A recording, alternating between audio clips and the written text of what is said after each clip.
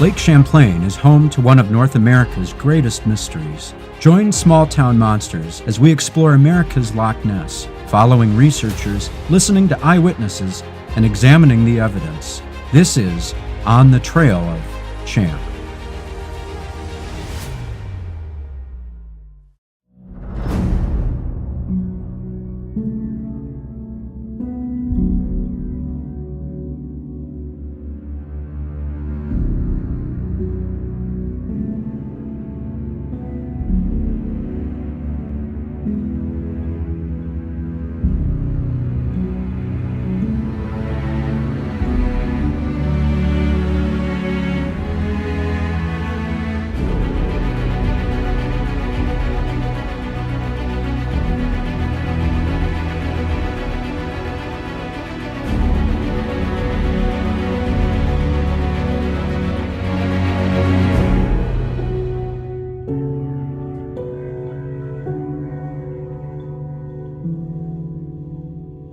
Champ Search is currently the only Vermont-based organization dedicated to proving and documenting the existence of mysterious creatures in Lake Champlain.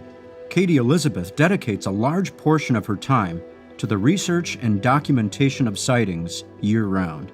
Every year I'm trying to add more equipment and new ideas and just like gathering more eyewitness reports and just fitting together those pieces of this big puzzle, this enigma basically.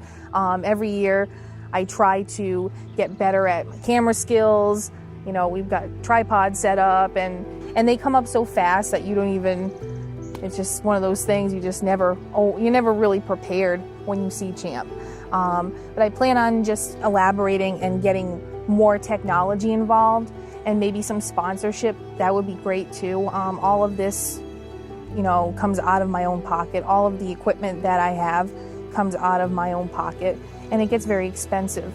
But I mean, it's just one of those things. You have to be on the lake all the time to have these experiences. You can't have these experiences if you're, sitting on your computer or whatever. And I've just been extremely fortunate enough to have captured video and audio recordings of these animals.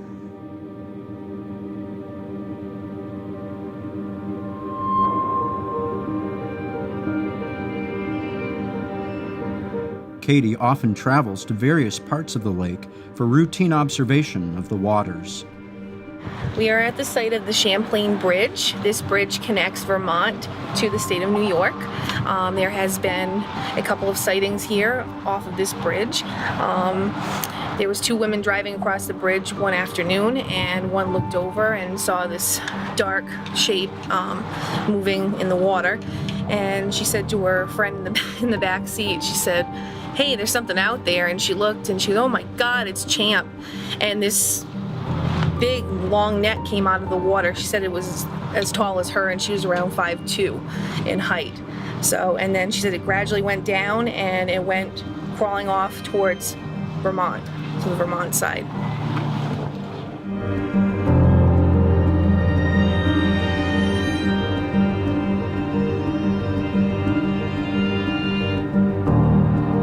Researching on the water itself is crucial during the summer months.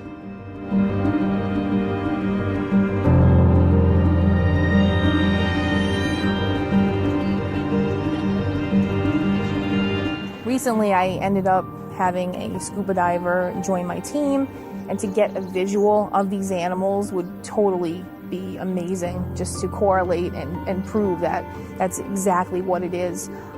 About to go take a dive in Lake Champlain. Hopefully I'll see Champ.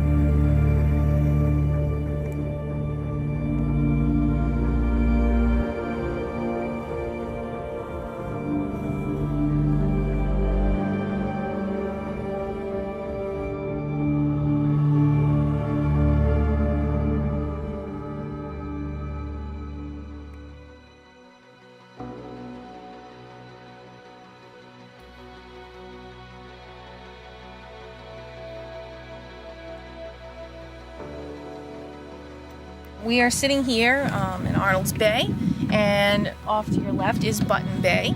I've gotten many recordings, echolocation, as well as ultra low frequency recordings out here in this area, further out towards Basin Harbor also. And right where we're sitting is a perfect central spot to see if we can get any sort of, signal on the hydrophone system here.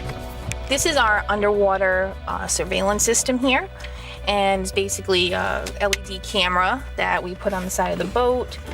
We usually get it down to the bottom, and as you can see, the visibility is quite murky due to the algae content in the water. The hotter it gets here on Lake Champlain, the more green the water gets. So usually around the winter time it's extremely clear, but right now the visibility is a little poor. But we're just going to keep it down there and hopefully Champ will pass by.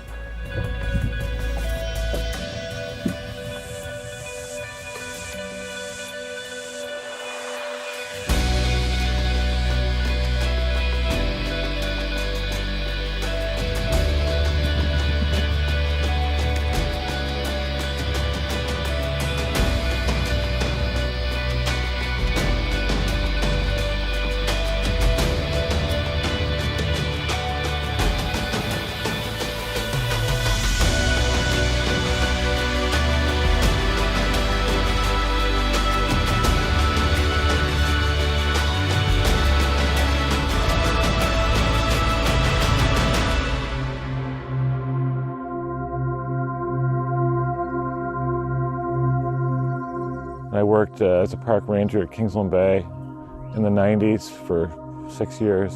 I've grown up in this area my whole life. Seth Slayton is a Vermont local and lifelong fisherman who saw something unusually large near the mouth of Otter Creek. We are on Big Otter Creek, only it's almost near the mouth. We're probably 200 yards, a little less, from where it empties into the Broad Lake.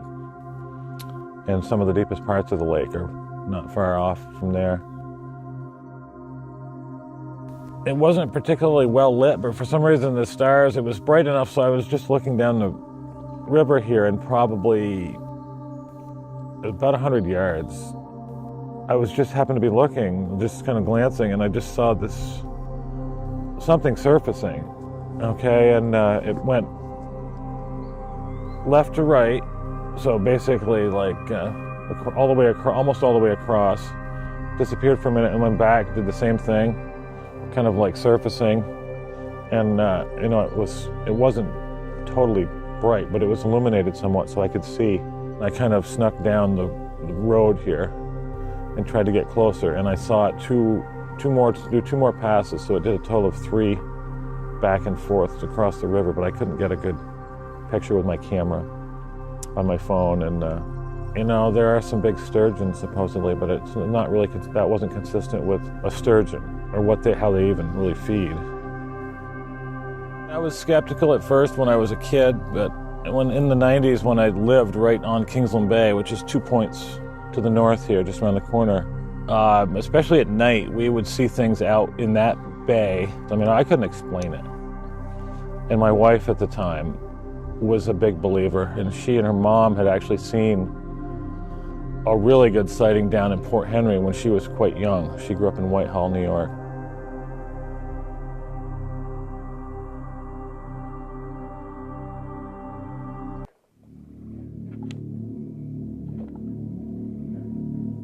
Nighttime research provides a chance to explore both the waters of the lake and the marshes, relatively undisturbed by outside human presence.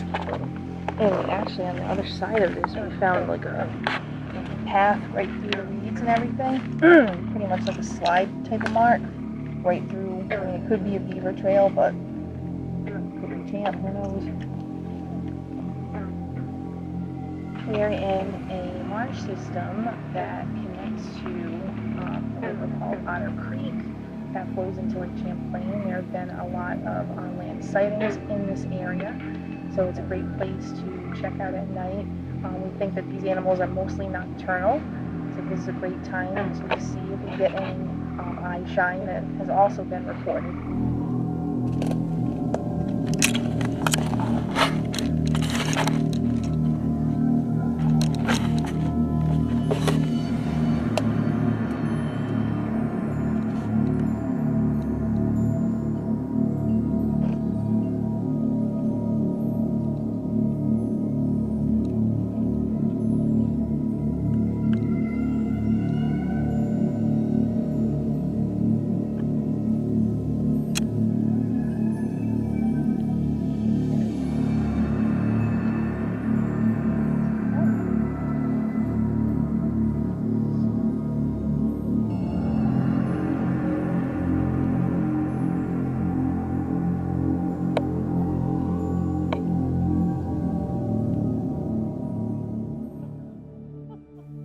Katie believes that the unusual echolocations that she and others have captured in the lake on multiple occasions speak volumes about the real possibility of CHAMP existing, warranting further research. A hydrophone system basically is an underwater microphone. It is used in cetacean research, which is whales and dolphins. And it's an underwater microphone where you can listen to underwater sounds. And that has been extremely successful with listening to multiple animals in this area of the lake.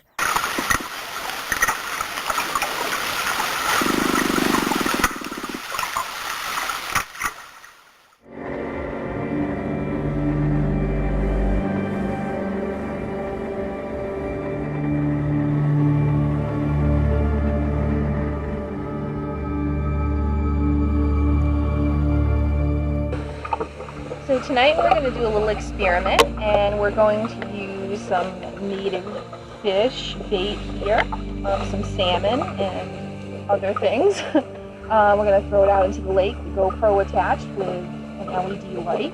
Hopefully the light will attract something, hopefully CHAMP, and we'll see what happens. And we do have the hydrophone system running here, and hopefully we can get some good recordings, possibly of echolocation. Perhaps this animal could smell the bait and come closer to check it out.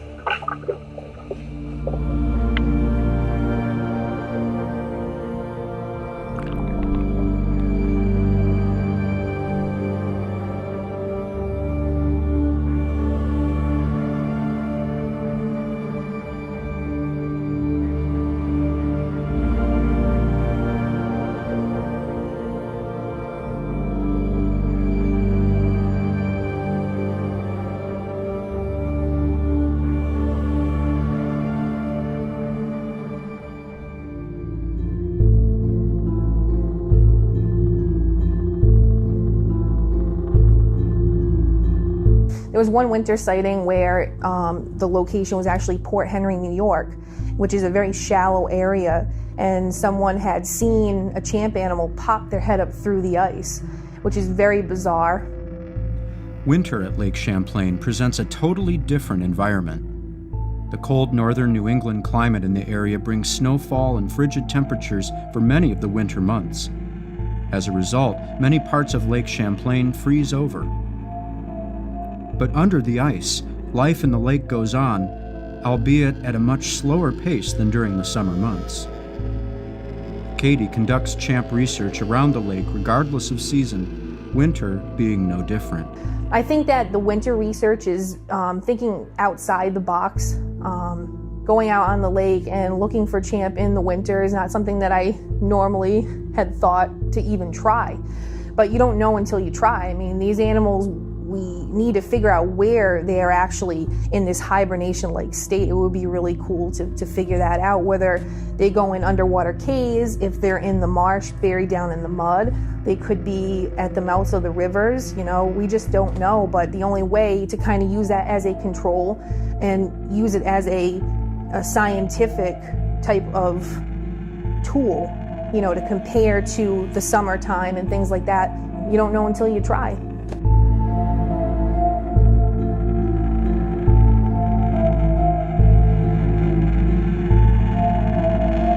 We're here on Lake Champlain, and as you can see, it's a little bit different than in the summertime. It's frozen over, not completely. This bay here is almost completely frozen. So what we're going to do is we're going to use an ice auger, drill down in the ice, and put our underwater camera down and our hydrophone system, and use the camera as a visual, and then use the hydrophone to see if we can hear any abnormal sounds.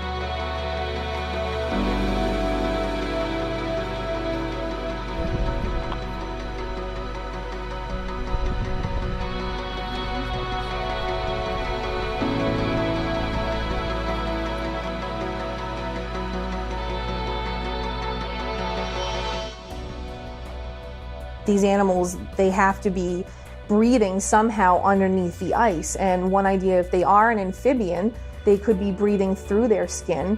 And actually using frogs, aquatic frogs, as an example of an amphibian, they develop these ice crystals when they start to freeze. And they actually produce a high concentrated glucose through their bloodstream, which acts as a natural antifreeze. So that's how they prevent from freezing solid. And then with reptiles, using the common snapping turtle for an example that is here in this region.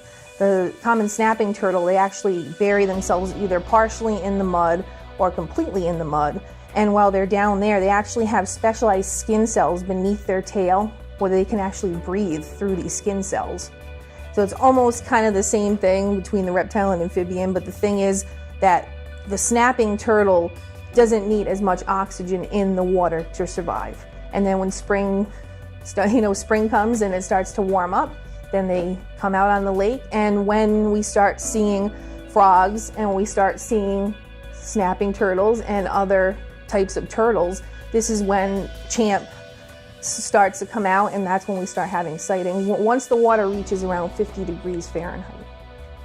For cryptozoological researchers like Katie Elizabeth, the search for Champ is not just a hobby or a passion, but a way of life. It is researchers like Katie that are at the front lines of the search for the unknown, and perhaps one day they might get lucky and find that definitive proof needed. Until then, they are sure to keep searching.